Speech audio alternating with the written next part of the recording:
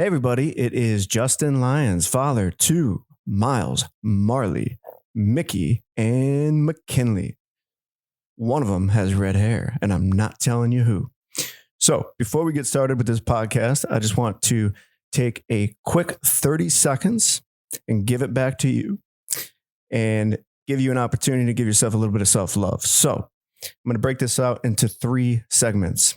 10 seconds on how you feel, 10 seconds on a positive memory, and 10 seconds on a positive vision of your future. So let's get started.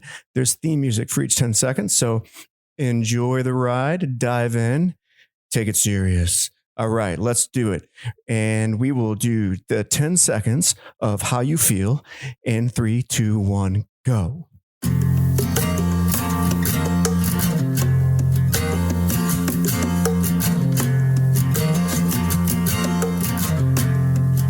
Nice job. Now we're going to do 10 seconds of your positive memory in the last 24 hours. You've got 10 seconds in 3, 2, 1, go.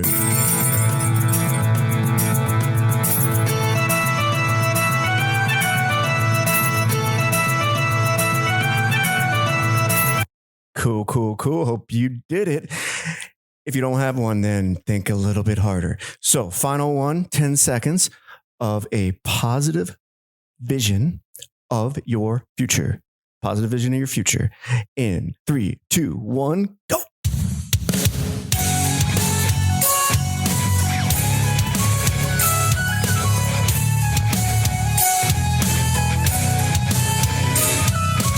Sweet.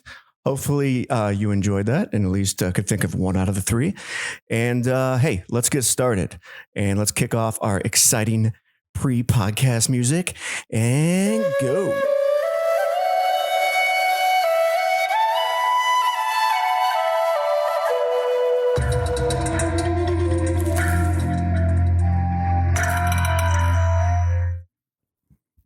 Everyone, Justin Lyons, father to Miles, Marley, Mickey, and McKinley. It is good to jump back right into it. I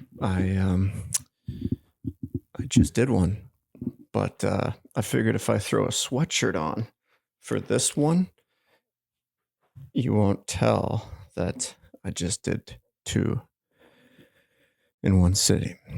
But I got stuff to say. So I think to be honest with you, life is a little chaotic right now. It's a little uncertain, a little sad sometimes, a little angry sometimes, a little fearful. But I'll tell you something. Whenever you're going through something, and it could be a lot of different things. I mean, you could be just purely afraid of your own mortality, or not being able to provide, things like that, or you could have another human being hurting you emotionally, physically.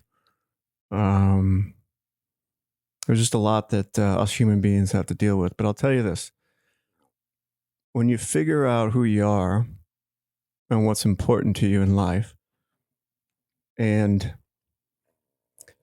that is something that's got some meaning and depth to it. I just think that the hardest times are okay as long as you're adhering to the person that you want to be. If it's one thing to say, I want to be this type of human being. But if you fall short of that all the time, you're going to be really depressed. That's not to say that that's a death sentence. I fell short of my ideal for years. And to be honest, I'm always at risk of falling short of that ideal. I just try to minimize the catastrophic stumbles that would descend me to a hellish place. But I'll say this: when others seek to inflict pain upon me, I have to laugh a little bit because you ain't felt pain until you've done it to yourself. You know, you haven't felt betrayal until you've betrayed yourself. And if you've done it a few times, and I've done it a few times, there isn't anything worse. You know, there's nothing worse because when you betray yourself, when you harm yourself, when you stop loving yourself, that is hell. That is hell. You know, somebody can punch me in the face. They can call me all sorts of names. They could attack me at my weakest places, but I gotta tell you, that person, you ain't ever gonna take me down because there's only one person who's gonna take me down, and that's me. Outside of me, I consider myself indestructible. Maybe that's just my path in life, but I feel it's been revealed to me that there's only one enemy I have to worry about that could take me out, and it's me. So I soldier on despite anyone trying to come at me at the very fabric of my value system, the fabric of what I love and hold dear and protect the most. You know, I'm not the only thing that you'll get me on is my children. And if you come after my children, I mean, that's going to make me very upset. But, you know, it was revealed to me a while back that my duty in life isn't to create an identity based upon my children, not to infuse them into who I am and my sense of self-love. My duty is not for them to make me feel better or me feel less empty. My purpose as a father is to serve them, to prepare them for a world that won't always be very kind. It won't always make sense. And there will be people out there that appear to be very good people and turn out not to be. And when you're a good person that wants to do good in this world, it's a very tough pill to swallow, that reality. It's easy to become cynical, but I talked to my two oldest. My two youngest are a little too young to talk about it, but I talk to my two oldest about it all the time. And that's my biggest worry. You know, I was with my son after he got accepted to a really good high school, and he's very excited. And it's been a long journey. And we went to like a celebration of incoming freshmen, and, you know, we were walking around, and I just saw such a light in him. I just saw such a light in him. And I swear it was like, I can't remember the last time I saw that like innocent, boyish optimism, and just energy in him. And it just like, it warmed me up inside. But then I started thinking about bad actors. And I started thinking about just like, I became so protective of him at that moment. Just, I have to protect him I have to protect his enthusiasm for life, his enthusiasm to create things, to change things, to be honest, to be just. I have to I have to teach him how to protect it, and I have to protect it as best I can as his parent. And the only way I'm going to be able to do that is if I'm present with him, if I'm emotionally available, mentally available, physically available. Because I've learned so far in my life as a parent, it's easy for others to become tyrants over your attention and your emotions. And when I say tyrants, I mean they demand far more than they give. And they become enraged when they don't get, when their insatiable appetite for get is not satisfied. They become enraged and they become even more tyrannical over you. And it distracts you and it wears you down and it spins you around. And when you're like that, you're not available for your children. You don't have that parental sixth sense that just senses when they're a little bit off kilter and jumps out ahead of it and, steers their ship in the right direction. Because you're depleted, you're distracted. There's an emotional and mental vampire sucking that which should go to your child out of you. So I would say to anyone who maybe you're in a long marriage and you have a spouse that does this to you.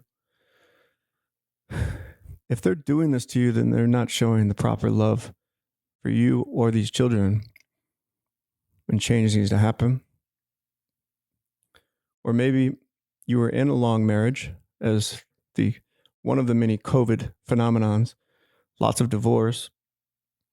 Funny when you make people who don't like each other stay in the same room for too long.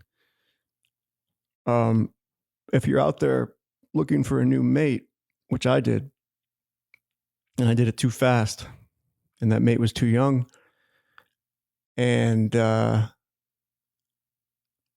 did it as a mask or an escape from a pain from my divorce, and I was unprepared. I don't regret anything because two beautiful children came out of it, but I do regret things. I shouldn't say that. I don't regret those children, but I regret a lot outside of the birth of those two beautiful children. And the biggest is allowing tyranny over my attention and my emotions and depriving my older children of the best version of me. Now, it would be childish of me to solely blame one other human being for my shortcomings. It's ultimately on me. I was also trying to build a startup. I was facing financial uncertainty. I wasn't making the house a particularly serene existence with constantly dangling over a cliff, trying to make sure that everything would be okay. But I did it, and to the best of my ability, I kept my children safe from any of that sort of worry, while I, more than one occasion, had to lean on miracles to happen, and somehow they did. And I think when we're facing impending doom, and it just doesn't make sense how we'd get out of it, and we do, and that happens a few times. I think that's a sign that you're a good human being, and what got you in that predicament wasn't necessarily entirely of your doing, or maybe you were on a noble pursuit when it happened, and because you have that vision and that belief and that passion, and you have this commitment to always wanting to be the best version of yourself, especially for your children, that sometimes this world, this existence, illogically, irrationally, produces miracles for us. And I have had quite a few of those in recent history. So anyway, I think that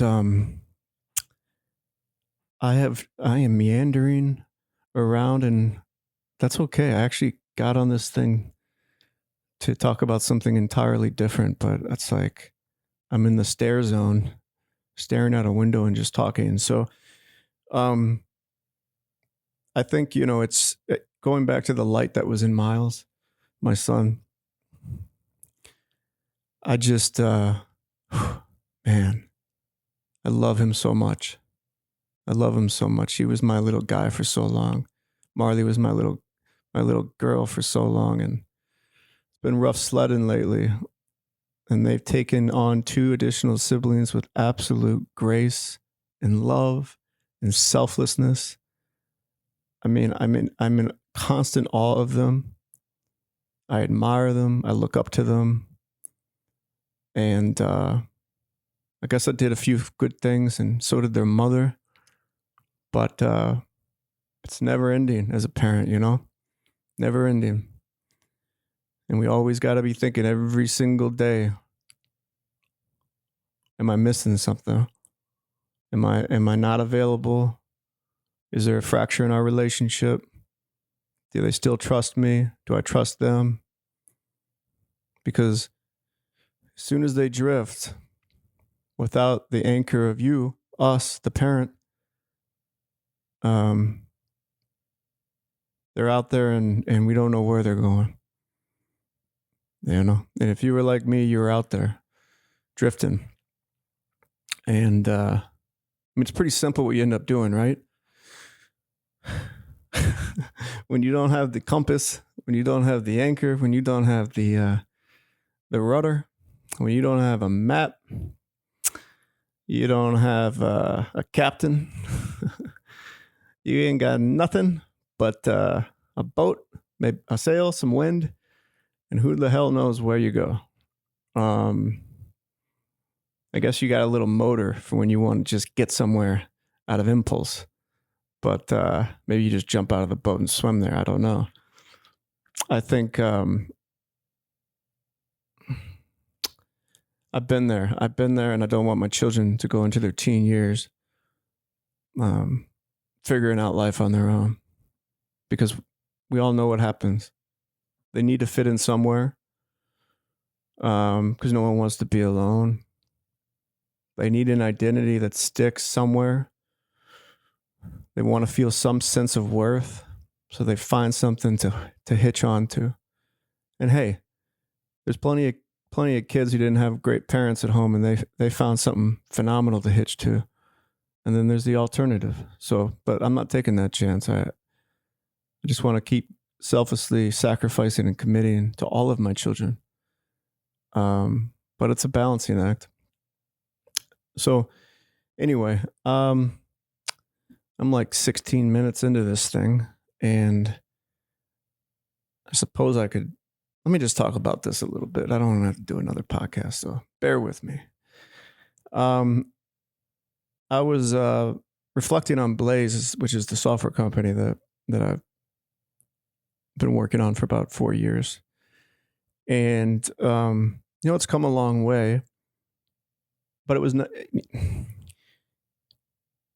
I wrote down on my sheet here, mental and emotional health. And then I wrote, isn't that the first principle of Blaze? It's not SEL. It's not schools.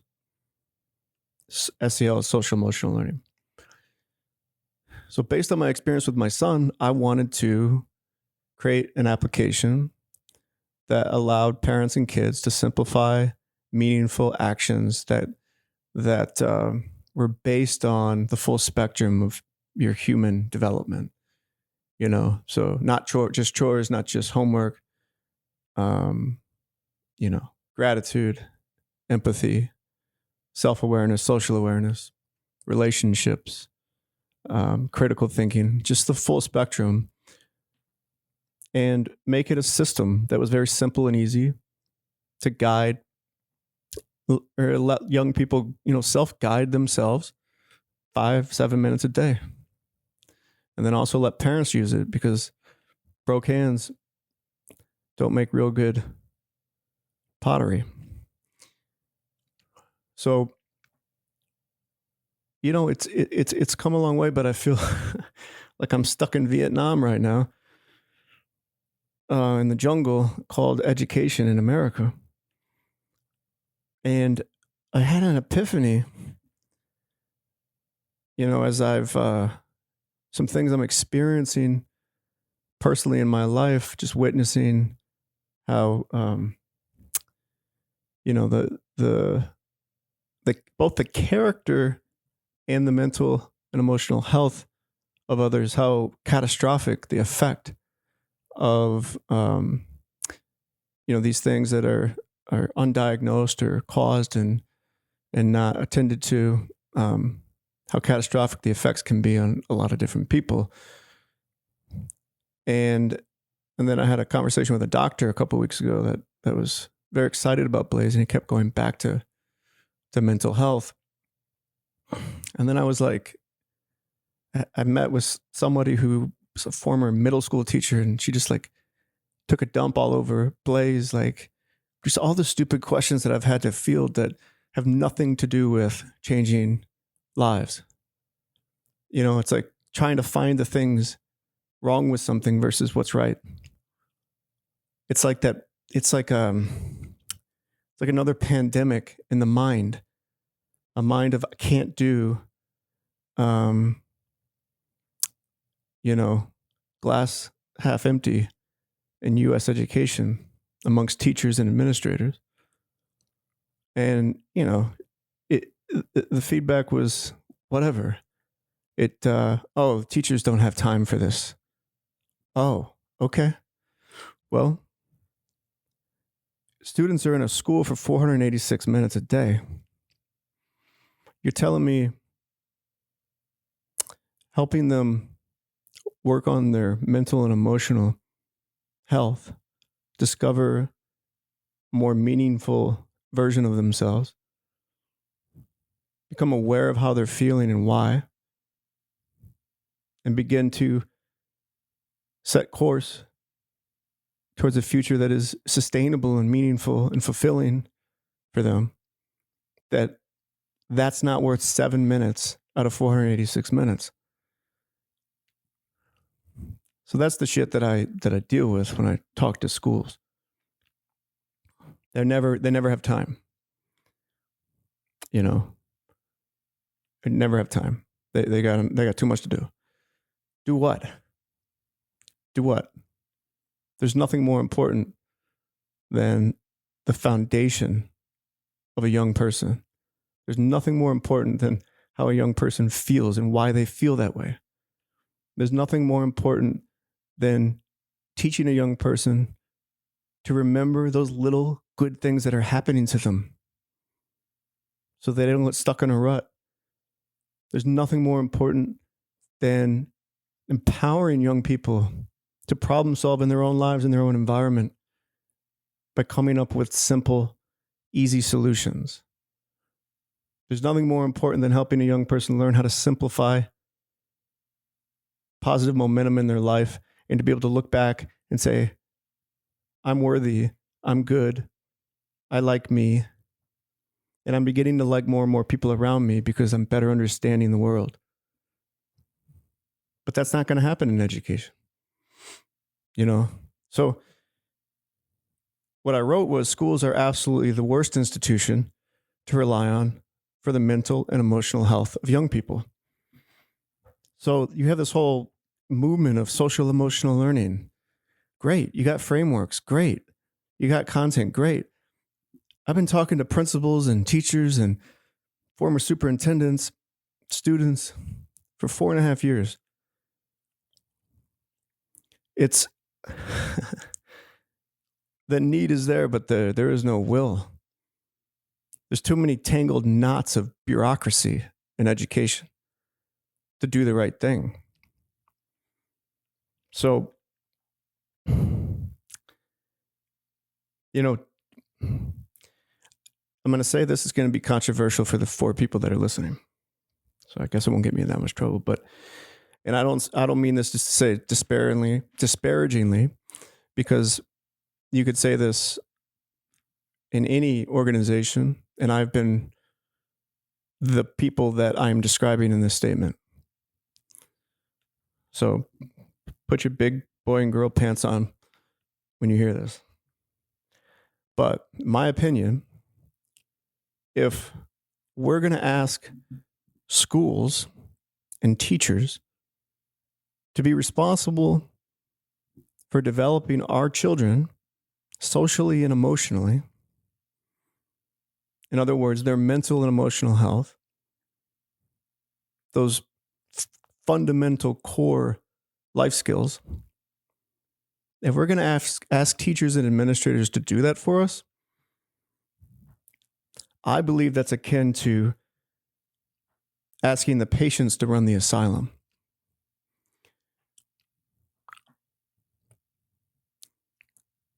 Why do I say that? Teachers are stressed. Teachers are angry. Teachers are burnt out. Teachers are quitting. Teachers are checked out. And even before all this COVID shit, they were like this. It is the very rare teacher that can weave into their curriculum a connection and acknowledgement and nurturing of the individual human being that is each one of their students. It's very, very, very, very rare. And most of the teachers right now and the administrators are stressed out, filled with anxiety, angry. So when I say they're the patients running the asylum, they need help too. Like I said, you can't have broke hands form beautiful pottery. Broke people don't help broke people. Formerly broke people can help broke people, but not actively broken people. So what are we doing wasting our time trying to serve our children and their mental and emotional needs within the school system? We need to think outside of the school system until the school system is something drastically different than it is today. So, mental and emotional health requires a commitment to process, prioritization, and consistency. You're not going to get that at school, especially around this. If it's outside of the core curriculum, you're not going to get it. Mental and emotional health demands the leadership of an adult who has the experience and desire to understand a young person beneath their exterior and to guide that young person on a journey of self-discovery. Teachers, in theory, would seem to be the ideal candidate for such a role, but in reality, they lack many of the fundamental first principles required to successfully fulfill such a role. I set out to sea with no understanding of the various storms that awaited me. When storms arrived, I reacted. I had no plan, no compass, no rudder, no map. I just had instinct, a strong will to survive. When storms had passed, instead of learning from them, I often erased them from consciousness and I sailed on.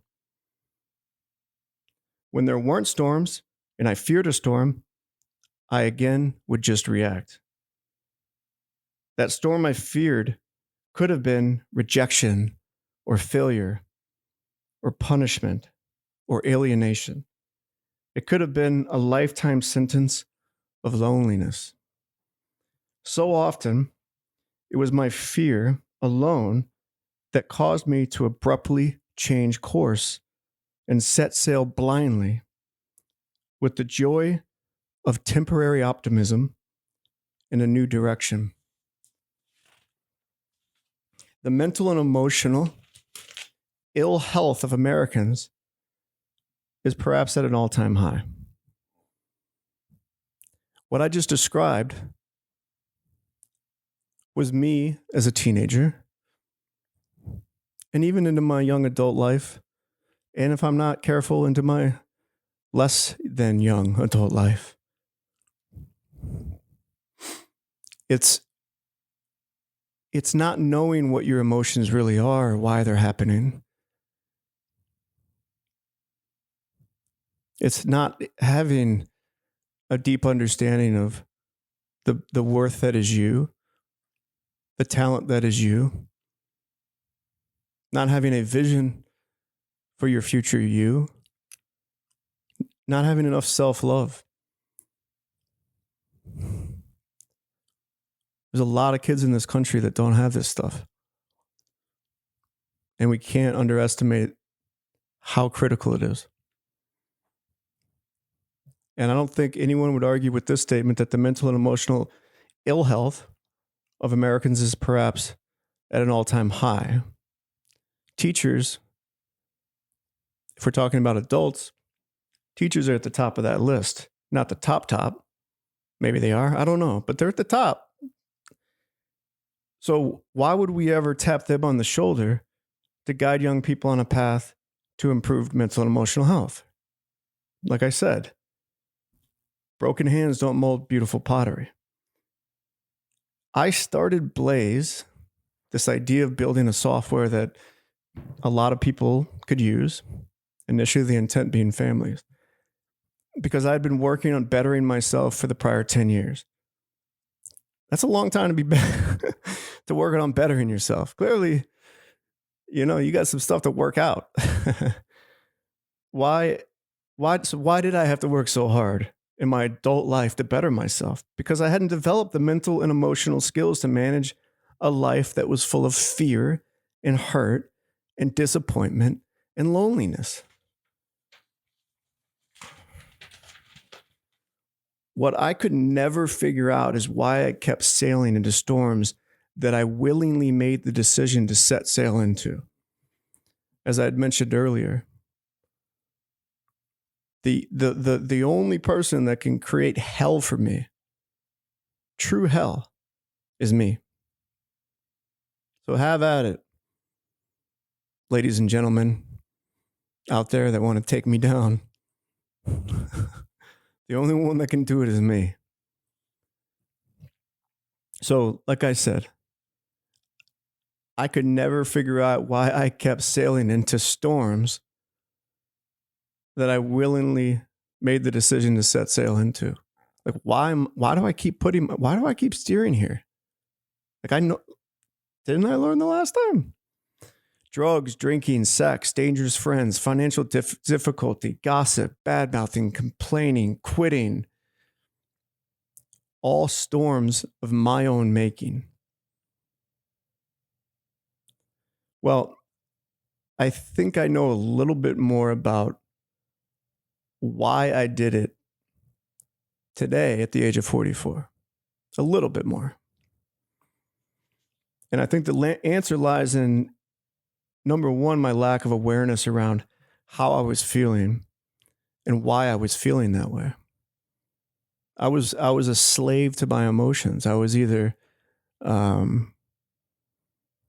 seeking more of the good ones or running as fast as I could away from the bad ones.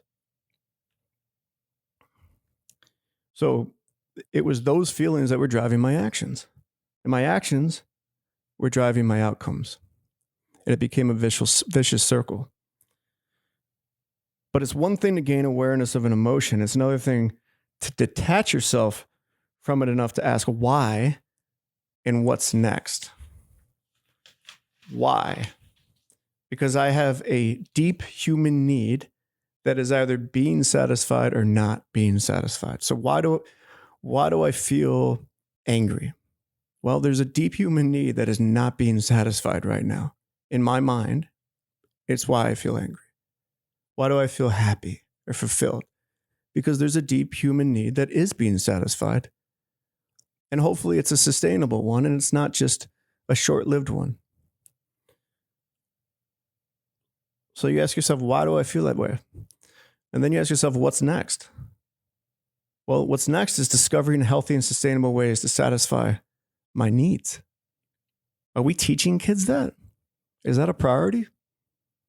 As they're feeling certain things, are we teaching them that some of that happiness, that's not the right way to satisfy that need because ultimately it's going to turn on them?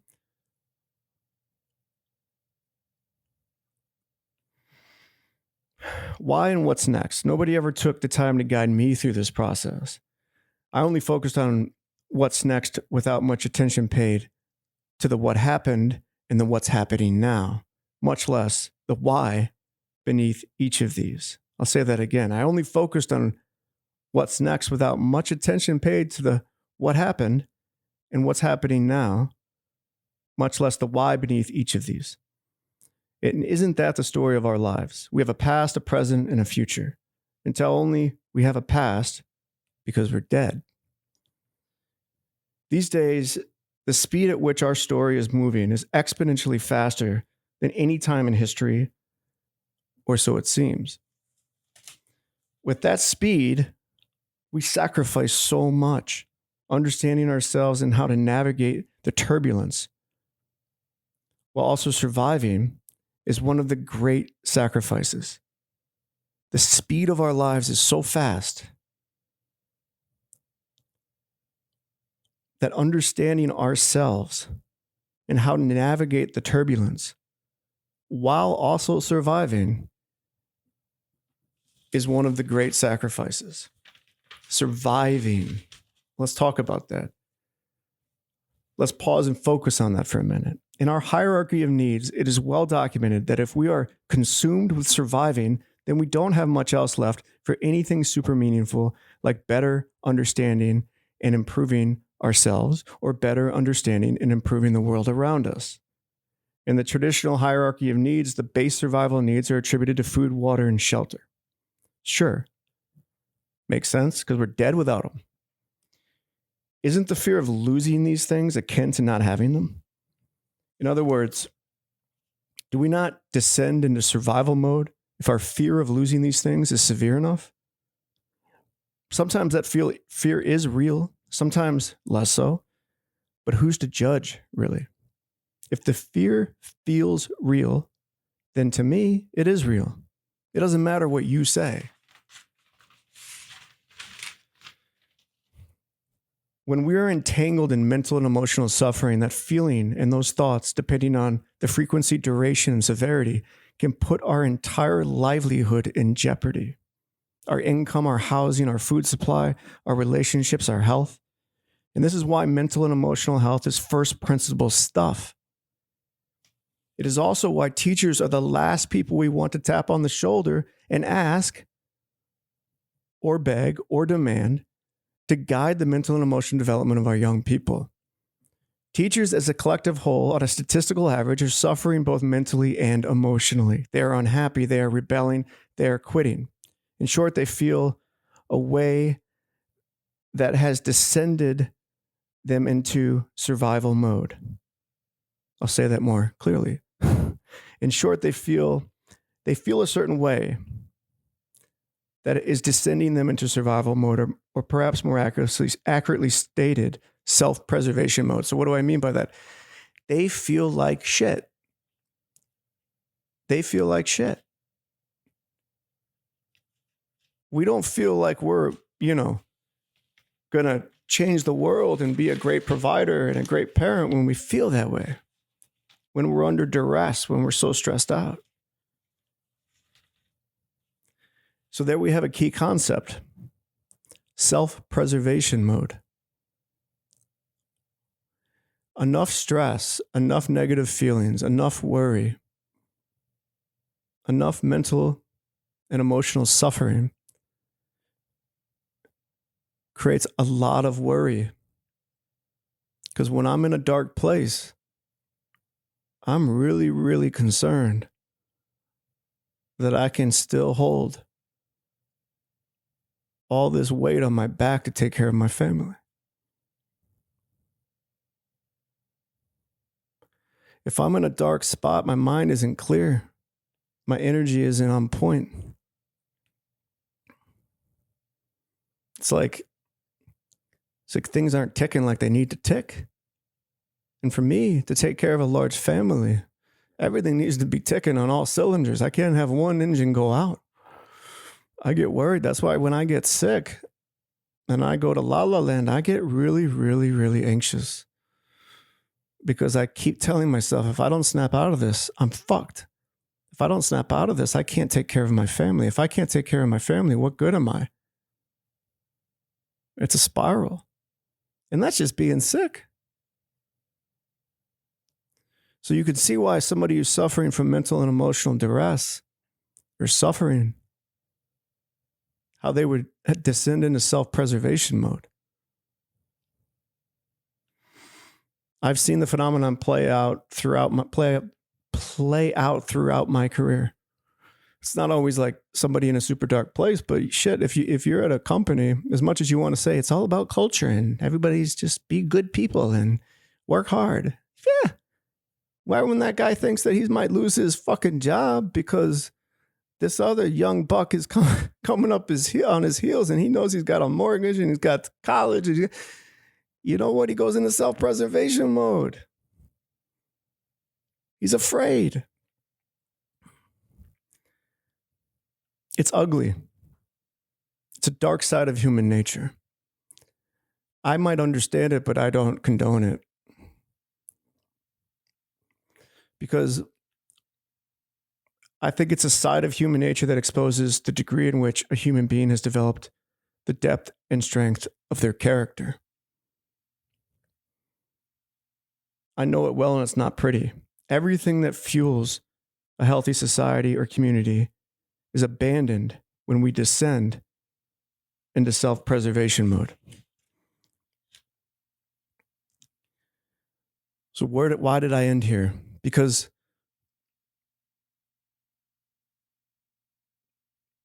we descend into self-preservation mode based on mental and emotional suffering and turmoil.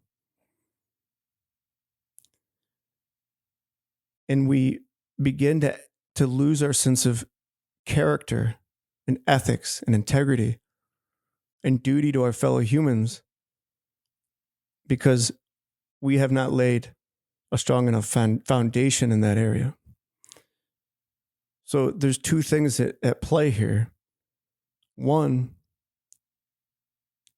if I haven't been taught how to regulate my emotions in a healthy way, if I haven't been taught to pause and be a little bit more reflective of what's happening, to be a little bit empathetic and understanding of the multiple layers and various dynamics that come in play in human relations, instead of it becoming black and white as soon as I feel threatened. If no one's taught me these skills, and you combine that with, I don't have a meaningful identity, I don't have a purposeful life, I don't have fundamental morals and duty to my fellow humans. I don't have like a code of ethics. You combine these two and I become a monster. I become a monster because I'm in self-preservation mode and I have no other, I don't have any other mechanism for survival at this point. I'm afraid. I don't want to be afraid. It's either you or me. I see it all in black and white. Let's go to war. So if I circle all the way back to the beginning of this and why I started writing about mental emotional health, it's because I don't believe schools are qualified. And I think it's a losing, futile attempt if I am trying to impact children, young people, and prepare them and empower the loving adults in their life to prepare them and to help the loving adults work on themselves, I'm wasting my time in schools. I think the mental health field makes more sense because it's growing, it's less taboo. And I think it needs to become more and more of an integral part of how families function. And then eventually we get some legs and families just start adopting it directly. So anyway, my epiphany. Thank you for going on this journey with me. And that's all I got.